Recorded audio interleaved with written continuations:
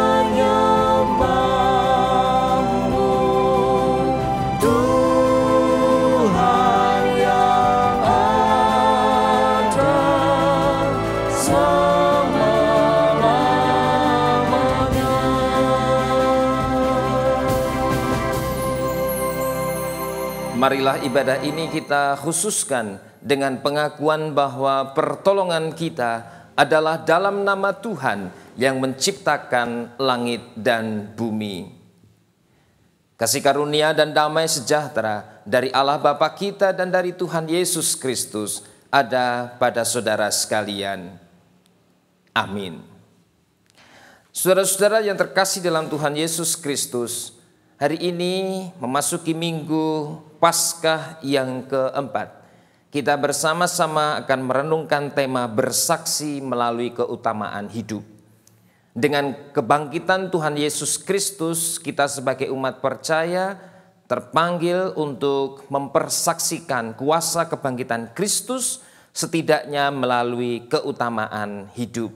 Itulah yang akan kita pergumulkan bersama pada minggu Paskah yang keempat ini. Dan sekarang mari kita kembali memuji memuliakan Tuhan. Kita menaikkan pujian umat kepada Tuhan kita melalui Kidung Jemaat 2 bait 3 dan 4. Kidung Jemaat 2 bait 3 dan 4, suci, suci, suci.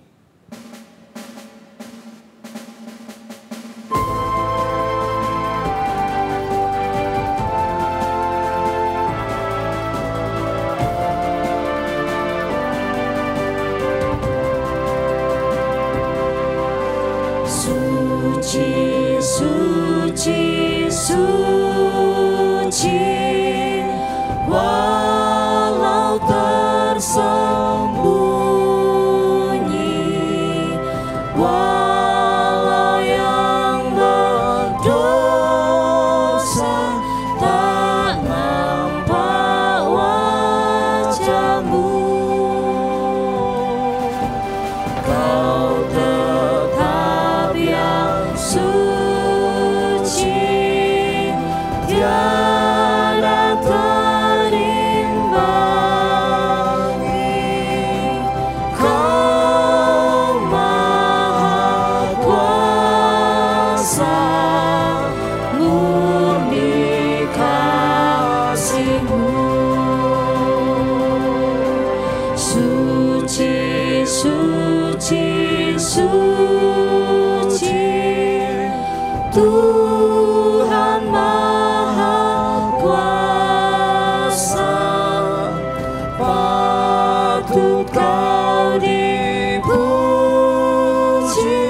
seluruh karyamu.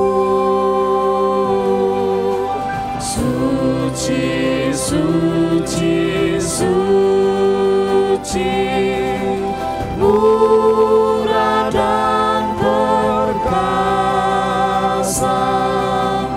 Allah Tritunggal, agung namamu. Kita bersama-sama menaikkan doa. Mari kita berdoa. Bapa dalam surga, saat ini kami bersyukur oleh karena rahmat dan penyertaan Tuhan, sehingga kami boleh melalui hari-hari kami dengan berbagai peristiwa, dengan berbagai dinamika yang menghiasi perjalanan hidup kami. Kami mensyukuri atas kasih cinta Tuhan yang senantiasa teranyam di sepanjang kehidupan kami.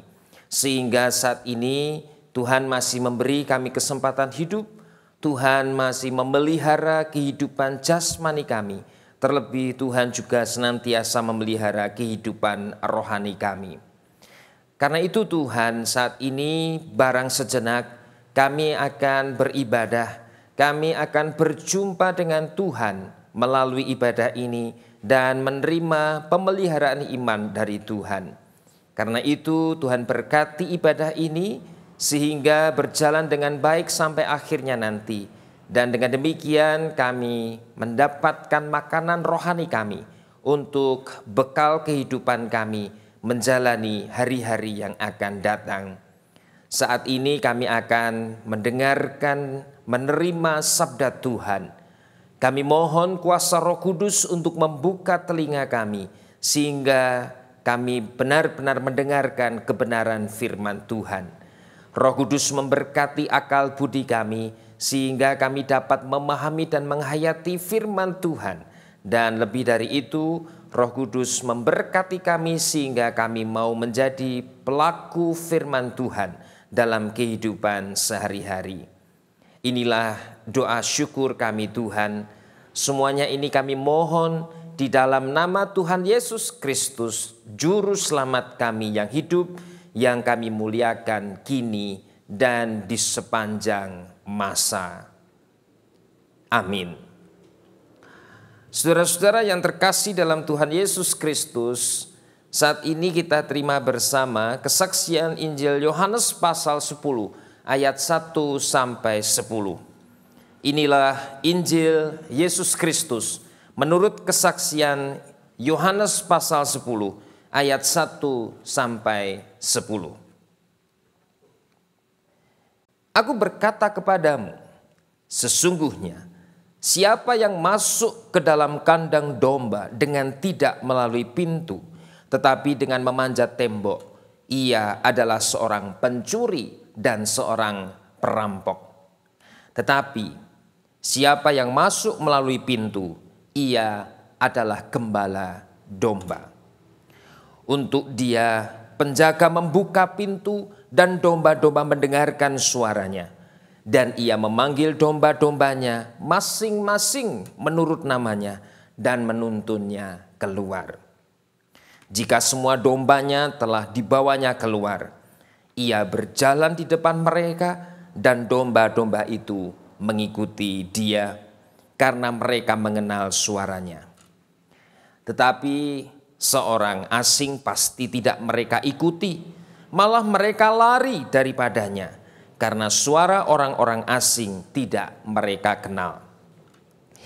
Itulah yang dikatakan Yesus dalam perumpamaan kepada mereka, tetapi mereka tidak mengerti apa maksudnya ia berkata demikian kepada mereka. Maka kata Yesus sekali lagi, aku berkata kepadamu, sesungguhnya akulah pintu ke domba-domba itu. Semua orang yang datang sebelum aku adalah pencuri dan perampok, dan domba-domba itu tidak mendengarkan mereka. Akulah pintu. Barang siapa masuk melalui aku, ia akan selamat dan ia akan masuk dan keluar dan menemukan padang rumput. Pencuri datang hanya untuk mencuri dan membunuh dan membinasakan. Aku datang supaya mereka mempunyai hidup dan mempunyainya dalam segala kelimpahan. Demikianlah Injil Yesus Kristus.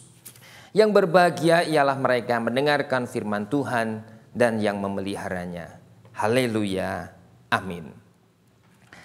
Saudara-saudara yang terkasih dalam Tuhan Yesus Kristus, kita sering kali melihat di tempat-tempat tertentu atau mungkin di kendaraan tertentu atau mobil tertentu ada tulisan 3 huruf VIP atau VIP, artinya very important person, orang yang penting, orang yang memiliki jabatan tertentu sehingga ia layak untuk menempati tempat khusus atau layak untuk menaiki kendaraan khusus yang bertuliskan VIP itu, very important person.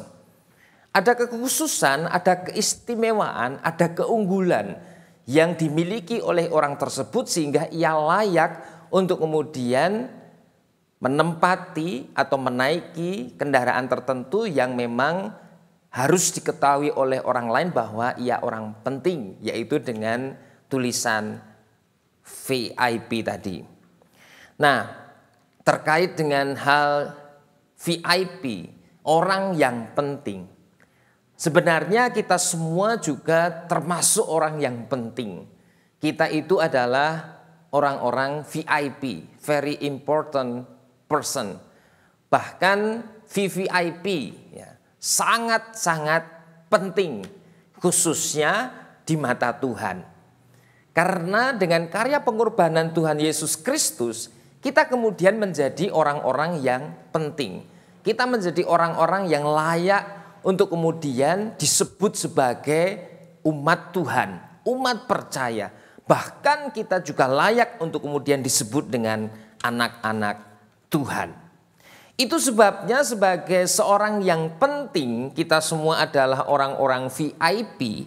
Ada panggilan bagi kita, yaitu bersaksi dengan keutamaan hidup. Karena kita orang spesial, kita orang istimewa, kita adalah orang-orang yang unggul di mata Tuhan, maka kita kemudian memiliki panggilan, yaitu dengan hidup kita, dengan keutamaan yang kita miliki, dengan keistimewaan, kekhususan yang kita miliki, kita kemudian mempersaksikan Yesus yang hidup di dalam kehidupan kita masing-masing. Oleh karena itu, saudara-saudara, jika kita perhatikan kesaksian Injil Yohanes pasal 10 ayat 1 sampai 10 tersebut, setidaknya ada 2 pokok teologis yang penting untuk kita perhatikan, untuk kita pergumulkan bersama, agar kita lebih memahami semakin dalam panggilan kita bersaksi melalui keutamaan hidup kita. Pokok teologis yang pertama yang dapat kita temukan dari Yohanes pasal 10 ayat 1 sampai 10 adalah mendengar dengan saksama suara Sang Gembala. Yang pertama adalah mendengar dengan saksama suara Sang Gembala. Saudara-saudara yang terkasih dalam Tuhan Yesus Kristus, dalam kesaksian Injil Yohanes pasal 10 ayat 1 dan 2, Yohanes 10 ayat 1 dan 2 di sana dikatakan, aku berkata kepadamu, Yesus berkata kepada murid-muridnya, sesungguhnya siapa yang masuk ke dalam kandang domba dengan tidak melalui pintu, tetapi dengan memanjat tembok, ia adalah seorang pencuri dan seorang perampok. Tetapi siapa yang masuk melalui pintu, ia adalah gembala domba. Ayat tersebut sebenarnya menggambarkan atau memetaforkan relasi antara umat manusia, umat percaya, manusia yang diselamatkan oleh Allah dengan Sang Guru sendiri. Kita semua adalah domba-domba. Kita digambarkan domba-domba. Sementara Sang Guru adalah gembala. Maka kalau kita perhatikan ayat 1 dan 2, Ketika sang guru mengatakan bahwa siapa yang masuk ke kandang domba, siapa yang datang kepada kita, ke dalam kehidupan kita, tetapi tidak melalui pintu, ya, ia melompat tembok atau ia melompat pagar, ia adalah seorang pencuri dan seorang perampok. Artinya memang ada niat tidak baik, ada itikat yang tidak baik dari kekuatan atau pihak lain yang melompat tembok atau pagar itu dan masuk ke dalam komunitas kita. Sementara gembala yang sejati akan melalui pintu utama, melalui pintu yang memang ada penjaganya, sehingga penjaga itu tahu siapa yang masuk, dan dengan demikian domba-domba itu kemudian juga tahu siapa yang masuk melalui pintu yang utama itu. Tidak kemudian pihak atau orang yang melompat tembok atau melompat pagar. Maka ayat pertama dan kedua jelas bahwa yang dimaksud gembala sejati itu adalah sang guru. Sementara yang disebut dengan pencuri atau perampok itu adalah kekuatan-kekuatan yang memang akan merusak komunitas domba-domba yang diselamatkan itu. Siapa yang melompat pagar, siapa yang melompat tembok bagaikan pencuri dan perampok itu adalah kekuatan-kekuatan atau mungkin pihak tertentu atau juga orang-orang tertentu yang memang akan merusak kehidupan, kebersamaan, kesatuan domba-domba yang sudah hidup dalam damai sejahtera. Itu sebabnya di ayat yang ketiga dari Yohanes pasal 10, di sana dikatakan untuk dia, untuk gembala yang sejati itu, penjaga membuka pintu dan domba-domba mendengarkan suaranya. Dan ia memanggil domba-dombanya masing-masing menurut namanya dan menuntunnya keluar.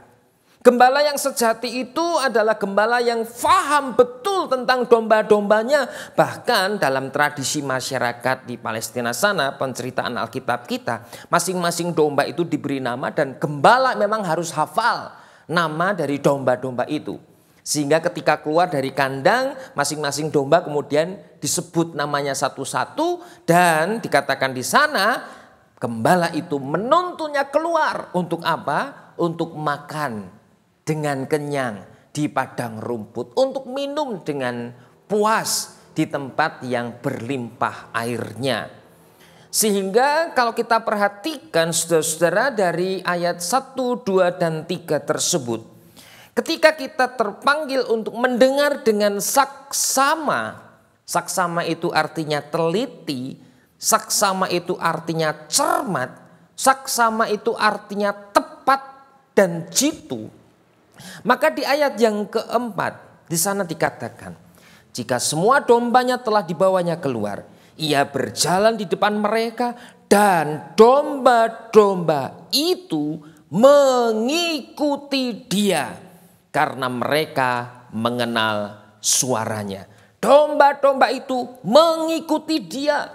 Itulah panggilan kita mendengar dengan saksama suara sang gembala. Sehingga kita kemudian mengikuti dia. Mengikuti kemana? Mengikuti untuk hidup dalam kedamaian. Hidup dalam keadilan. Untuk mengikuti dia hidup di dalam damai sejahtera. Dalam kondisi yang nyaman, aman, dan tentram. Itulah yang dikehendaki oleh sang gembala untuk kita lakukan. Karena itu mendengar dengan saksama suara sang gembala ini kemudian menjadi penting. Memang telinga kita akan banyak sekali mendengar suara-suara yang kalau kita renungkan, kalau kita resapkan dalam hati kita itu kok kelihatannya memang membawa kenyamanan, membawa kedamaian. Ketika ada suara yang kemudian hidup itu adalah untuk mencari uang dan mencari uang. Kita kemudian merasa nyaman. Karena apa? Dengan uang kita kemudian dapat membeli apapun juga. Dengan uang kita dapat melakukan apapun juga. Dengan uang kita dapat kemanapun juga. Maka itu suara yang kemudian bisa menyesatkan kita. Bukan suara sang gembala. Karena sang gembala kita memberikan teladan hidupnya itu bukan untuk uang. Tetapi untuk melayani manusia yang membutuhkan penyelamatan dari Allah. Ketika kita mendengar bahwa sikap angkuh dan sombong, ketika ada bisikan yang membuat kita kemudian tergelitik untuk menjadi orang yang mengagungkan diri kita, sang gembala tentunya tidak setuju dengan cara hidup yang demikian. Kecenderungan kita memang menjadi yang demikian. Dengan pengalaman kita, dengan kedudukan kita, dengan kekayaan kita, dengan kepandaian kita. Kita menjadi orang yang angkuh, kita menjadi orang yang sombong. Kita menjadi orang yang kemudian mengagungkan diri kita sendiri. Bukan sang gembala yang kita agungkan dalam kehidupan kita. Itu berarti memang banyak sekali suara-suara yang dapat membuat kita memang merasa nyaman. Dapat membuat kita merasa tenang. Dapat membuat kita kemudian merasa terhibur, dapat membuat kita merasa bangga. Tetapi itu bukan suara sang gembala. Ketika kita mengikuti sang gembala, maka kehidupan kita tentu ada dalam keteladanan sang gembala itu sendiri. Itu yang pertama yang dapat kita pelajari dari bacaan Injil hari ini. Yang kedua, saudara-saudara, dari Injil Yohanes 10 ayat 1 sampai 10 adalah panggilan untuk menjadi berkat bagi sesama. Mempersaksikan kuasa kebangkitan Kristus itu berarti menjadi berkat bagi sesama. Saudara-saudara yang terkasih dalam Tuhan Yesus Kristus, Yohanes pasal 10 ayatnya yang ke-10, di sana dikatakan, pencuri datang hanya untuk mencuri dan membunuh dan membinasakan. Aku, sang gembala, datang supaya mereka, domba-domba itu, mempunyai hidup dan mempunyainya dalam segala kelimpahan. Gembala datang supaya domba-domba itu memiliki hidup. Dan dengan hidup itu mereka akan berkelimpahan. Apa artinya? Ketika sang gembala mengatakan ia datang untuk memberi hidup, bukan hanya hidup secara jasmani. Bukan hanya hidup secara duniawi yang kita lakukan sekarang ini. Tetapi sang gembala itu memberikan hidup yang sejati. Hidup yang sempurna. Yaitu hidup yang tak bercacat. Hidup yang disucikan oleh karya pengorbanan Yesus Sang Guru. Dan hidup yang kekal dan abadi yang telah disediakan Allah di sorga. Itulah sebenarnya yang dikehendaki oleh sang guru supaya mereka mempunyai hidup. Sehingga ketika domba-domba itu pada masa tertentu mengalami kematian, maka hidupnya itu kemudian akan berlanjut ke kehidupan yang baru, ke tempat yang abadi, yaitu di sorga. Seperti yang dikatakan sang guru pada Yohanes pasal 14 tentang rumah Bapa. Dan ketika domba-domba itu diberi hidup, sang guru mengatakan mereka mempunyainya dalam segala kelimpahan. Dalam segala kelimpahan. Kelimpahan dalam hal apa? Tentu saja bukan hanya kelimpahan dalam hal uang, dalam hal harta benda, dalam hal kepandaian, dalam hal kuasa atau kedudukan atau jabatan tertentu, tetapi berkelimpahan di dalam pengharapan-pengharapan kepada sang guru, pengharapan kepada Allah Bapa yang tidak pernah berhenti, yang kemudian terus tumbuh dalam kehidupan rohani domba-domba milik Tuhan. Dengan demikian hidup dalam kelimpahan itu adalah hidup yang terberkati, hidup yang dianugerahi keselamatan. Karena dengan berkat keselamatan itu, maka hidup domba-domba itu ada dalam kuasa Allah, ada dalam damai sejahtera. Ketika hidup domba itu ada dalam perdamaian dengan Allah Bapa, ada dalam perdamaian dengan sesama manusia, maka buah kehidupannya tentu akan berdampak terhadap sesama manusia. Itu yang kemudian disebut menjadi berkat, mendatangkan kebaikan, bermanfaat bagi sesama. Dan itulah yang menjadi panggilan kita. Berkat rohani yang kemudian kita hidupi, karena dengan berkat rohani itu tentu juga akan berdampak terhadap berkat jasmani yang kita terima. Jadi kalau sebagai domba kita hanya mengutamakan berkat jasmani tanpa kemudian kita mengutamakan berkat rohani, saya kira kita tidak akan hidup dengan damai sejahtera. Tetapi ketika kita lebih dulu mengutamakan berkat rohani dalam kehidupan kita, maka yang namanya berkat jasmani itu tentu akan diberikan oleh Allah. Seperti yang difirmankan oleh Sang Guru, carilah dahulu kerajaan Allah dan kebenarnya, maka segala sesuatu akan diberikan kepadamu, akan ditambahkan kepadamu. Itu sebabnya menjadi berkat bagi sesama kemudian menjadi penting. Menjadi berkat itu kemudian bermanfaat bagi orang lain. Wah, saya kan tidak punya duit Pak untuk kemudian berbagi berkat pada orang lain. Memang kalau kita memang tidak punya duit, tetapi kan kita punya pengalaman. Kita punya, kalau orang Jawa menyebutnya ego vertikal. Ketika ada tetangga kita atau saudara kita yang punya hajat, mantu misalnya, kita kan bisa memberikan ego vertikal. Ah, ini sebaiknya demikian. Kalau tata cara Jawa itu ditaruh, itu kemudian diberi Tuhan misalnya, karena ini untuk proses sosialisasi kita dengan sesama manusia, daripada nanti dibatin orang lain. Duwe gawe kok orang no Tuhan misalnya. Ego vertikal yang kemudian dapat kita berikan kepada sesama kita. Ketika mungkin tetangga kita sedang mengalami duka cita, kita kemudian juga bergerak untuk membantu menata kursi atau membersihkan tempat duka cita atau membantu memasangkan tarup dan seterusnya. Kita memberikan masukan-masukan, ini nanti sebaiknya untuk upacara jam 1 atau jam 2 karena masih nunggu keluarga yang lain. Kemudian kita perhatikan alam dan seterusnya. Ada ego vertikal yang dapat kita berikan. Ada saran, ada pendapat. Oh, saya tidak punya duit untuk menjadi berkat bagi sesama. Ya, tetapi kita bisa memberikan motivasi kepada saudara kita yang mungkin sedang terbeban. Ya. Kita sama-sama terbeban. Kita sama-sama kesulitan untuk mencari pendapatan penghasilan. Ya mari kita bersabar. Mari kita saling mendukung. Mari kita saling mendoakan. Yen aku duwe gula ya tak bagi. Yen kowe duwe beras ya bagi sithik ya.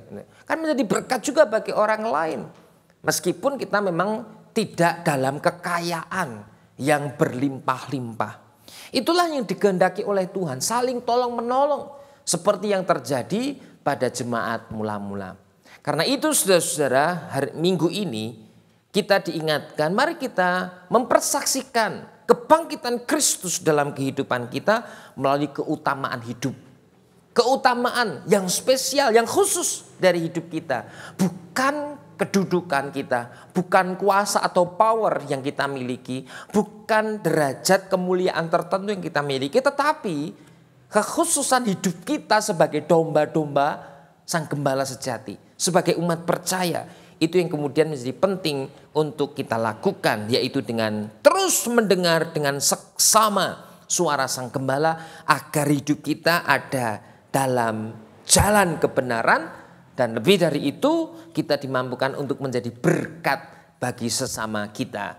Tuhan memberkati. Amin. Saudara-saudara yang terkasih di dalam Tuhan Yesus Kristus, saat ini kita diberi kesempatan untuk menghaturkan syukur kita kepada Tuhan melalui persembahan yang akan kita hunjukkan kepada Tuhan.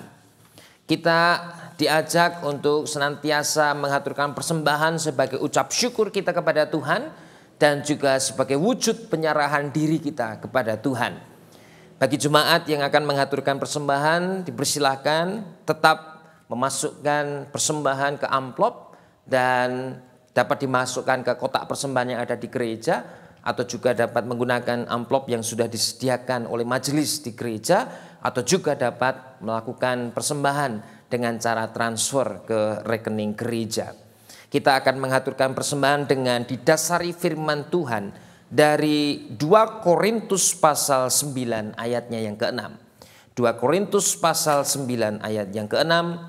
Camkanlah ini, orang yang menabur sedikit akan menuai sedikit juga, dan orang yang menabur banyak akan menuai banyak juga.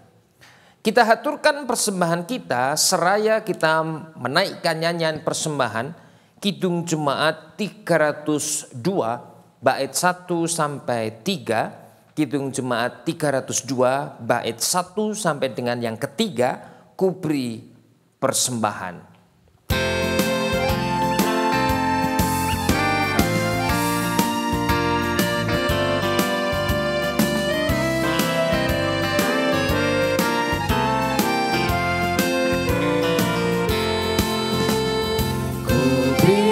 Persembahan pada Tuhanku, sambil puji Yesus juru selamatku, dengan sukaria ku beri padamu dan merasa kaya dalam Tuhanku.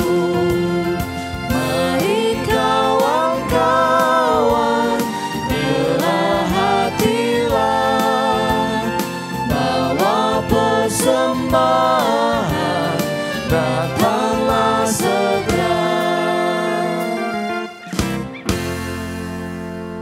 Kita menaikkan doa syafaat. Mari kita berdoa.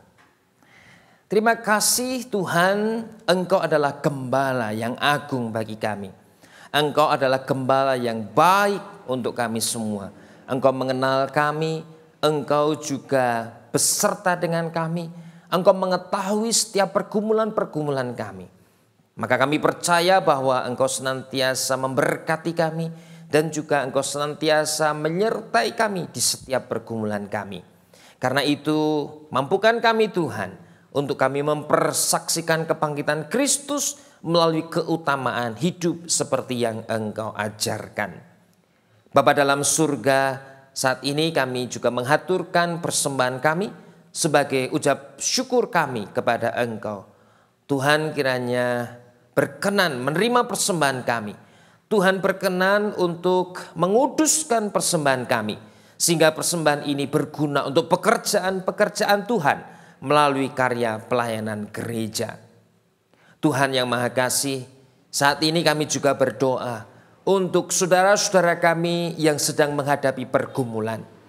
Saudara-saudara kami yang saat ini kesulitan untuk hidup, kesulitan untuk memperoleh rezeki dari Tuhan. Saudara-saudara kami yang saat ini sedang berupaya dalam proses penyembuhan karena sakit penyakit, karena terjangkit virus corona. Saudara-saudara kami yang saat ini sedang berjuang dengan kehidupan kesehariannya, anak-anak kami yang juga mempersiapkan masa depan mereka di tengah situasi yang sulit saat ini. Kami percaya bahwa Engkau, Gembala yang agung, tidak akan pernah meninggalkan kami. Beri kami hikmat, beri kami kesabaran, sehingga kami boleh senantiasa berharap kepada Engkau. Dan ajar kami untuk kami juga tergerak hati kami, membantu sesama kami, sehingga kami juga menjadi berkat bagi sesama kami, meskipun hidup kami sendiri juga menghadapi pergumulan dan tantangan. Bapa dalam surga, kami juga berdoa untuk para pemimpin di negara ini. Tuhan berkati agar para pemimpin kami Engkau pakai untuk menjadi alat Tuhan, mewujudkan kehendak Tuhan di tengah kehidupan bangsa dan negara kami. Secara khusus juga ketika pemerintah kami berupaya untuk menangani, mencegah dan menghentikan pandemi corona. Tuhan berkati setiap kebijakan pemerintah agar seturut dengan kehendak Tuhan. Dan dengan demikian kondisi kami pulih seperti sedia kala. Kami dapat bekerja dengan baik, kami dapat belajar dengan baik, dan kami juga dapat beribadah dengan sukacita. Tuhan, kami menyerahkan kehidupan kami di hari-hari mendatang. Tuhan senantiasa menyertai, menguatkan iman kami, sehingga kami tetap teguh percaya kepada Tuhan dan percaya atas pertolongan Tuhan. Maka kami menyerahkan Tuhan segenap kehidupan kami dalam kuasa dan pimpinan-Mu. Dan kami juga menyerahkan doa-doa kami ini di dalam nama Tuhan Yesus Kristus Sang Gembala sejati yang kami muliakan kini dan di sepanjang segala masa. Amin. Saudara-saudara yang terkasih dalam Tuhan Yesus Kristus, kita diingatkan Tuhan Yesus adalah gembala kita yang baik, yang menuntun kita sebagai domba-dombanya. Karena itu mari kita nyanyikan nyanyian pengutusan Kidung Jemaat 407 bait pertama dan kedua. Kidung Jemaat 407 bait pertama dan kedua. Tuhan, Kau gembala kami.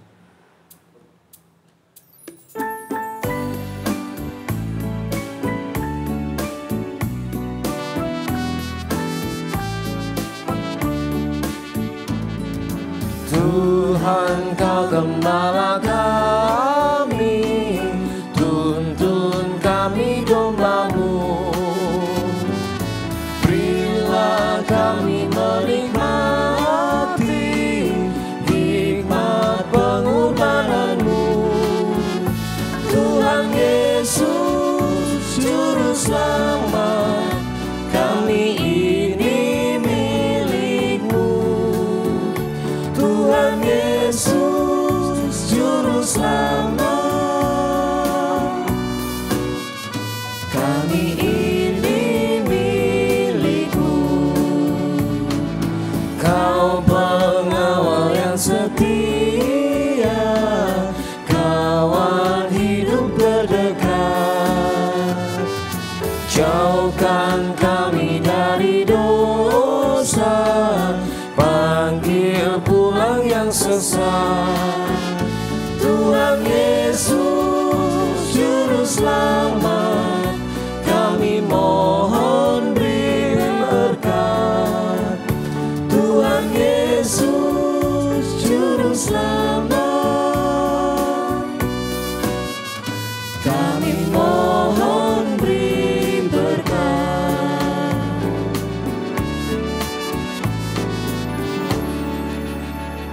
Bersama dengan gereja di sepanjang abad dan di segala tempat, mari kita ikrarkan bersama pengakuan iman rasuli. Aku percaya kepada Allah Bapa yang Maha Kuasa, Khalik langit dan bumi, dan kepada Yesus Kristus anaknya yang tunggal Tuhan kita, yang dikandung daripada Roh Kudus, lahir dari anak darah Maria, yang menderita di bawah pemerintahan Pontius Pilatus, disalibkan, mati dan dikuburkan, turun ke dalam kerajaan maut. Pada hari yang ketiga, bangkit pula dari antara orang mati, naik ke surga, duduk di sebelah kanan Allah Bapa yang Maha Kuasa, dan akan datang dari sana untuk menghakimi orang yang hidup dan yang mati. Aku percaya kepada Roh Kudus, gereja yang kudus dan am, persekutuan orang kudus, ampunan dosa, kebangkitan daging, dan hidup yang kekal. Saudara-saudara, ibadah akan berakhir, tetapi panggilan kita untuk mempersaksikan kuasa kebangkitan Kristus melalui keutamaan hidup senantiasa kita kobarkan dalam kehidupan sehari-hari kita. Oleh karena itu Tuhan memperlengkapi saudara semua dengan berkat-Nya. Tuhan memberkati saudara dan melindungi saudara. Tuhan menyinari saudara dengan wajah-Nya dan memberi saudara kasih karunia. Tuhan menghadapkan wajah-Nya kepada saudara dan memberi saudara damai sejahtera. Amin. Kita mengakhiri ibadah, kita menyanyikan nyanyian penutup ibadah. Kidung Jemaat 407 bait yang ketiga. Kidung Jemaat 407 bait yang ketiga, Tuhan Kau gembala kami.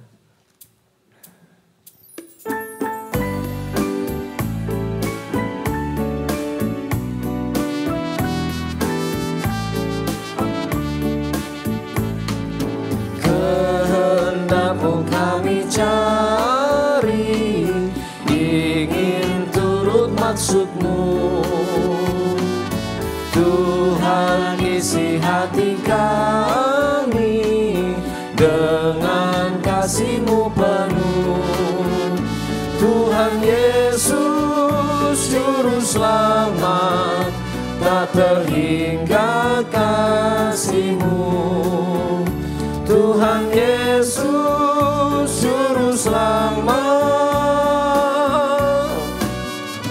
tak terhingga kasih